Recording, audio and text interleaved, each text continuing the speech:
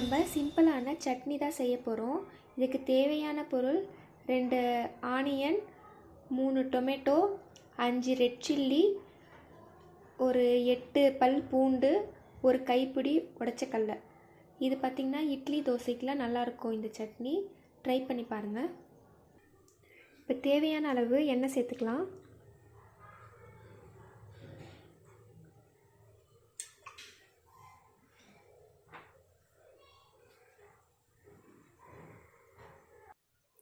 எண்ணெய் நல்லா காஞ்சதும் 5 வரமிளகாய் சேர்த்துக்கலாம்.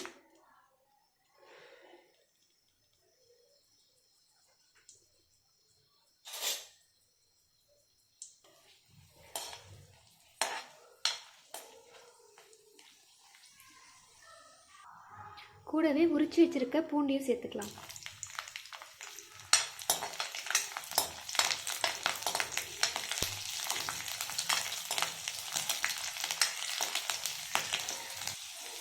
இப்போ நம்ம வெங்காயம் சேர்த்துக்கலாம்.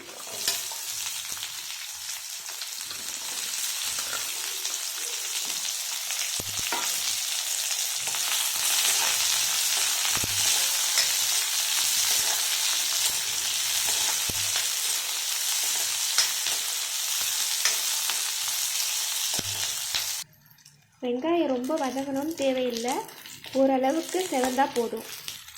இப்போது கட் பண்ணி வச்சுருக்க தக்காளி நம்ம சேர்த்துக்கலாம்.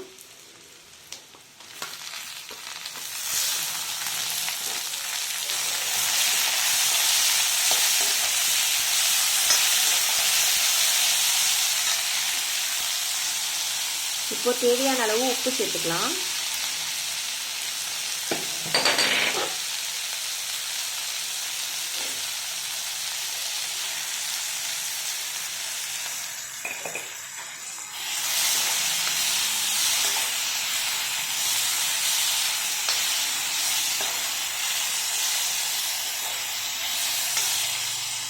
இப்போது தக்காளி பார்த்திங்கன்னா கொஞ்சமாக வதங்கிடுச்சு. இப்போ நம்ம உடைச்ச கடலை சேர்த்துக்கலாம்.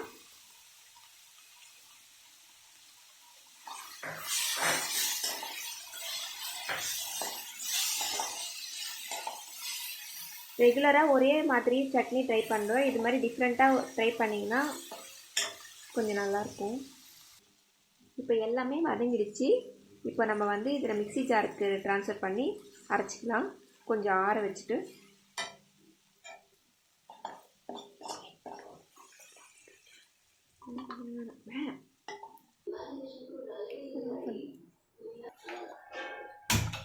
இப்போ சட்னி அரைச்சாச்சு. தாளிக்கலாம்.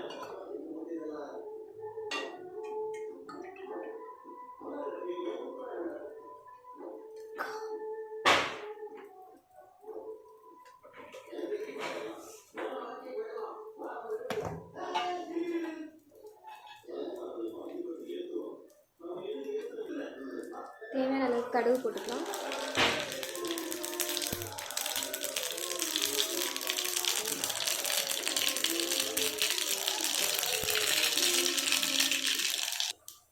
கருவேப்பிலை சேர்த்துக்கலாம்.